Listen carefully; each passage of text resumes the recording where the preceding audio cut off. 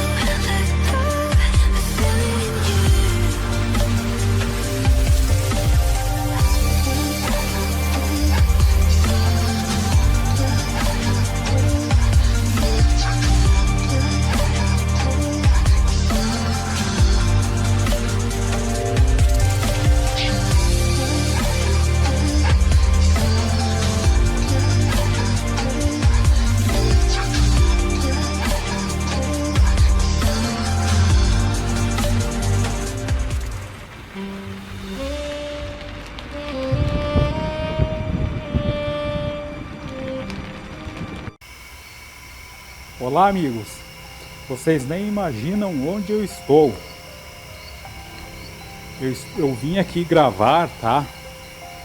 Na encruzilhada. Essa encruzilhada aqui é considerada muito mal assombrada.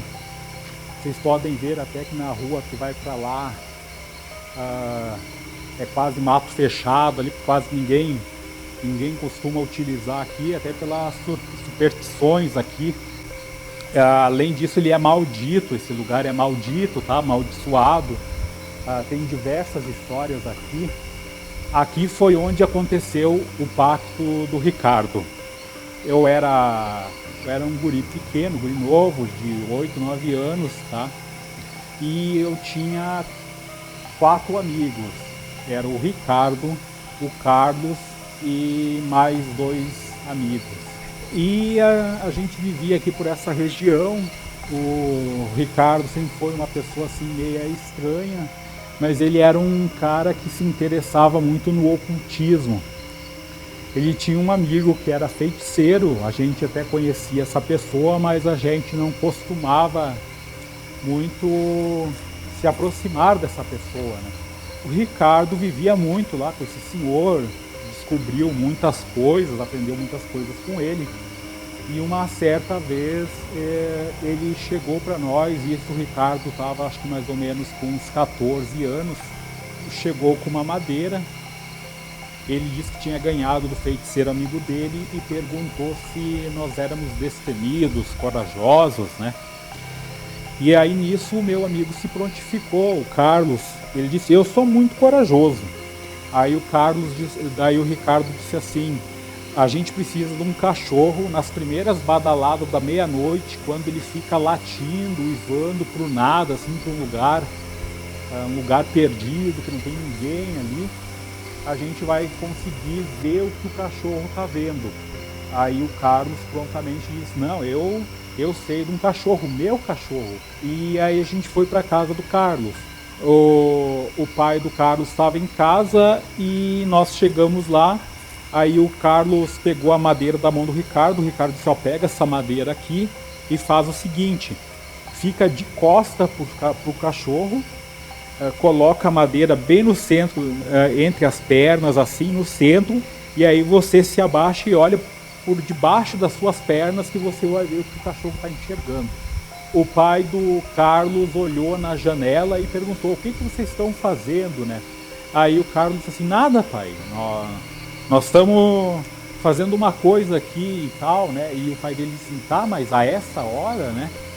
E ele ficou na janela e o cachorro estava ali latindo e tal, uivando, e o Carlos chegou e fez aquilo que o Ricardo pediu, e ele simplesmente caiu no chão com os olhos virados e com a boca espumando. Então o Ricardo relatou para nós que ele teve a visão do inferno. Então quando ele viu como é o inferno, ele não suportou, né? E nisso prontamente o pai do Carlos, que estava lá na janela, desceu correndo lá, atendeu o filho, não estava entendendo nada que estava acontecendo, né?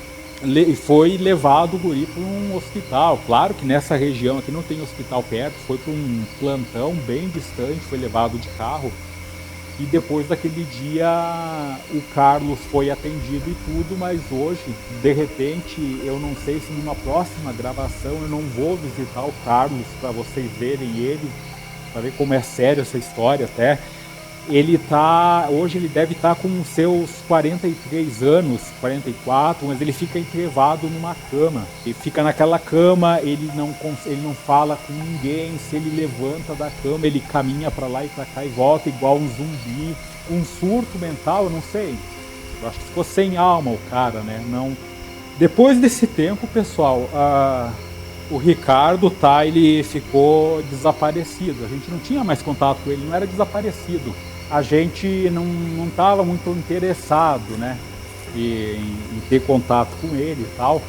Ele veio para nós, e isso ele estava com uns 22, 23 anos mais ou menos, e ele contou o que aconteceu bem aqui. Aquele feiticeiro que ele conhecia pegou um pergaminho. Esse pergaminho era feito de pele, eu não sei que pele que é, porque não foi entrado em detalhes. E ele pegou a pele e tirou o sangue do Ricardo. Não sei como é que ele fez, ele tirou o sangue do Ricardo e usou uma pena. Com aquela pena ele fez a escritura da alma do Ricardo com o pacto satânico dele. Só que apenas o pergaminho não chegava. Ele tinha que vir numa quinta-feira exatamente por volta de 15 para meia-noite. Deixa eu ver, eu lembro do lugar, tá? Foi exatamente aqui, tá? Esse lugar aqui onde ele relatou na época. Ele fez um círculo aqui. Nesse círculo tem algumas escrituras que ele fez ao redor do círculo. Colocou velas aqui. Eu não sei, eu não vou explicar o ritual porque eu não tenho conhecimento desse ritual. Ele colocou velas aqui e tal, né? E ele sentou nesse círculo ali, ele ficou sentado, isso ele conta para nós, tá? Ele trouxe nós aqui para conhecer o lugar. E ele disse que, sentado ali naquele círculo, quando exatamente chegou a meia-noite, ele estava lendo o que aquele velho senhor feiticeiro mandou ele ler. Ele aquilo ali, né? Fazer a leitura de invocação em voz alta. Aí ele nos relata que dessa estrada aqui, tá, veio um senhor todo de branco, de pele morena e tal, né? E veio conversar com ele. E depois disso ele não entra em detalhe o que aconteceu aqui. Ele disse assim para nós que ele entrou numa batalha espiritual. Aquele ser ali que apareceu para ele era provavelmente o Satã, né? Então ele entrou numa batalha espiritual ali, onde ele relata que perdeu essa batalha com Satã. Se ele ganhasse a batalha, ele teria tudo o que ele quisesse: dinheiro, fama, o que ele pensasse. E como ele perdeu a batalha espiritual com Satã,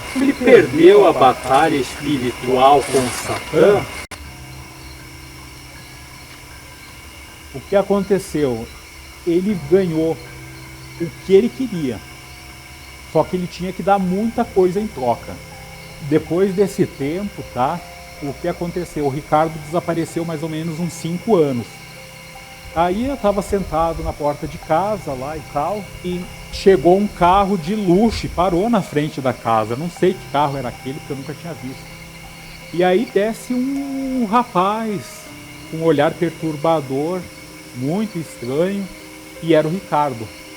E ele falou assim pra mim: escuta, Márcio, vamos até uma danceteria ali perto. E eu disse: então tá, vamos lá. Estávamos sentados na mesa, praticamente onde tinha um corredor da entrada lá. Entrou uma moça, tá? Uma moça extremamente linda lá. E eu vi que o Ricardo bateu interesse naquela moça, né? Aí ele disse assim: então olha só.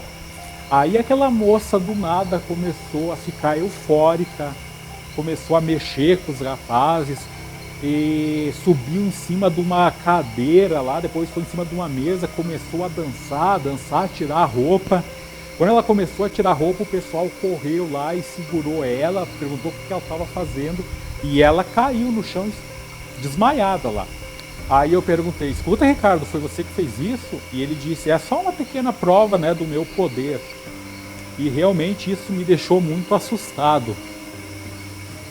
Aí eu perguntei pro Ricardo: escuta, Ricardo, quando você disse para mim que fez o pacto, você falou que perdeu e disse que virou escravo de Satã. E o que você tem que fazer para ele? Eu perguntei. Aí ele falou bem de forma agressiva: o problema é meu e eu não falo o que eu preciso fazer.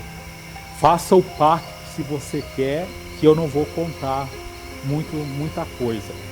Aí então ele me levou embora naquele carrão dele, e quando a gente chegou lá, ele tirou um maço assim de dinheiro e me deu. Naquela época valia bastante, hoje não sei quanto que era, tal. Aí então em seguida esquentou a luz. Pessoal, eu peço desculpa para vocês que a luz caiu, eu tive que ligar o carro ali e deixar a luz ligada. Óbvio que eu deixei o carro ligado, que já imaginou, eu deixo o farol do carro ligado, acaba a bateria e fico aqui perdido no meio desse lugar aqui. E eu tava lá tomando uma água e tal, e na época lá eu tava com uns parentes e eu com o copo d'água na mão. Um parente meu disse assim: sabe quem que vai vir te visitar os amigos? Eu disse: quem? Aí ele falou assim: o Ricardo, teu amigo, aquele de infância. Nisso o copo estourou da minha mão. Aí olharam assim pra mim: nossa, o que aconteceu? Derrubou o copo? Derrubei sim, caiu o copo ali, foi sem querer e tal. Foi a emoção de saber que ele vem, tava com saudade e tal, né? E contei uma história. Mas então, quando ele chegou, ele disse assim: olha, vamos reunir. Naquela época o Carlos já estava completamente fora, como eu falei para vocês, mas tinha mais 2 amigos, tá? Que eram muito chegados do Ricardo. E esses 2 amigos não sabiam tanto sobre o Ricardo quanto eu sabia. O Ricardo disse: vamos levar eles para acampar e tu vai com nós. Daí eu falei: desculpa, Ricardo, mas eu não posso, eu tenho compromisso, eu vou ter que sair de viagem. Eu inventei uma desculpa. E eu soube que esses 2 rapazes, nossos amigos, foram acampar com o Ricardo. E nisso passou 2 dias, o Ricardo voltou lá para nossa cidade e nós preocupados: escuta, mas tu veio sozinho, cadê os outros 2 rapazes, né? E ele disse assim: pois é, nós estávamos numa trilha e eu disse: eu vou explorar aqui, vocês vão ali. Eu não entendi muito bem a história que ele contou, só sei que os rapazes sumiram, tá? Aí o que me veio na cabeça? Como ele era escravo de Satã, provavelmente ele tinha matado esses dois amigos para entregar a alma deles a Satã, né? E eu tinha um grande amigo e ele era do meio evangélico. Eu não sei se ele estava se formando para pastor ou o quê. Ele disse assim, eu contei do Ricardo para ele, né? E ele disse assim: hoje eu vou passar a noite em vigília, orando, pedindo uma salvação para ele, né? Que de alguma forma ele se arrependa, peça perdão a Deus e tudo mais. E eu disse: tudo bem. E quando foi no outro dia, esse rapaz disse que ia fazer uma vigília de noite. Quando foi no outro dia, eu fui lá visitar ele. Ele tinha uns 37 anos. Cheguei lá, estava todo mundo reunido na casa. Perguntei o que aconteceu, né? Tinha umas 4 pessoas lá. E daí me falaram assim: olha, ele passou a madrugada orando. Quando ele foi descansar, ele se deitou para descansar. A gente chegou para acordar ele estava desfalecido. E foi atestado óbito ali mesmo na cama. Então, para vocês verem o poder desse pacto que ocorreu aqui, o pacto é tão forte que essa pessoa mais ligada a Deus foi tentar desfazer o pacto e acabou acontecendo isso, né? Bom, depois desse ocorrido, eu não tive notícias do Ricardo durante 5 anos. No 6º ano que eu não via ele, ele voltou a aparecer. Eu perguntei até para ele: o que houve que você desapareceu 5 anos? Aí ele disse: eu não desapareci 5 anos, tá? Eu fiquei dormindo durante 5 minutos. Ele falou assim para mim. Eu perguntei: mas escuta, como assim? Aí ele falou que Satã veio para ele. Desculpa, gente. Desculpa, pessoal. Aí ele veio para mim e falou o seguinte: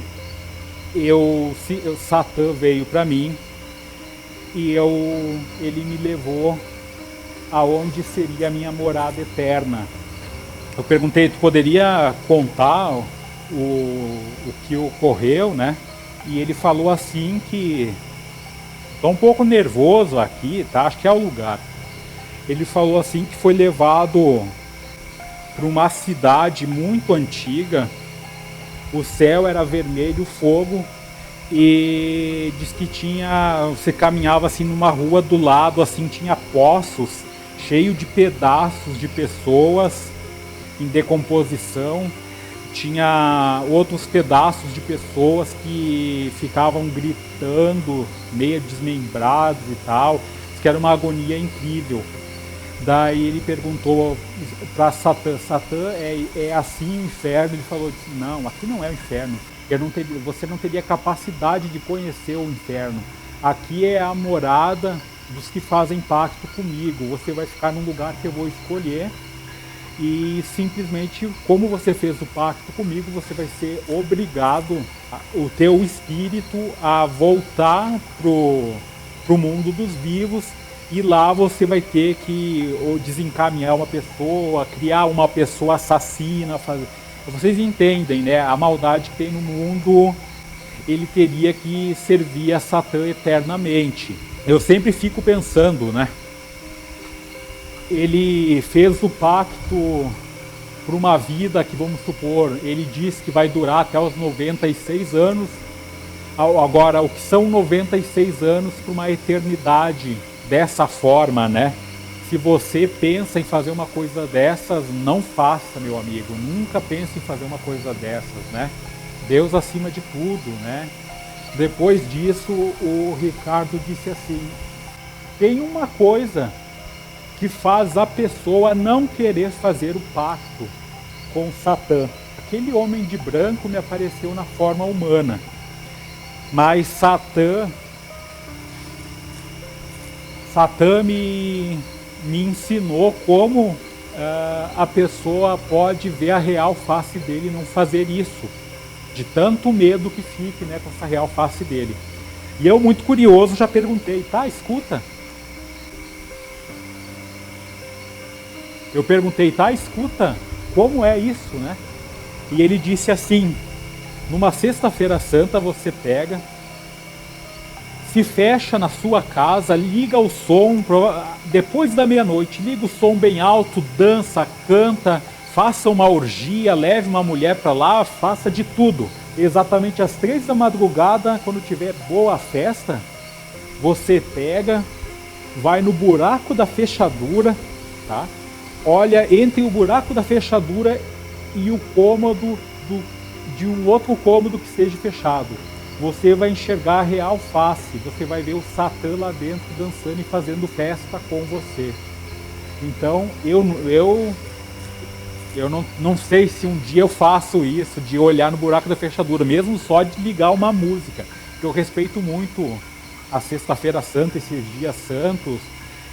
Sei lá, eu tenho respeito, né? Fiquei sabendo do Ricardo que hoje ele vive nos Estados Unidos, entre uma mansão de um milionário famoso, artista de cinema, e até porque eu não vou citar nomes, né? Mas eu fiquei sabendo que ele está lá, está vivendo lá, mas diz que ele é um cara extremamente sozinho, solitário, vive numa mansão isolada, ninguém tem contato com ele e eu só espero que ele nunca mais venha.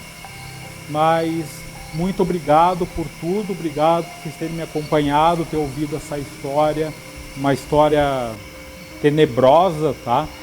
E tchau, meus amigos.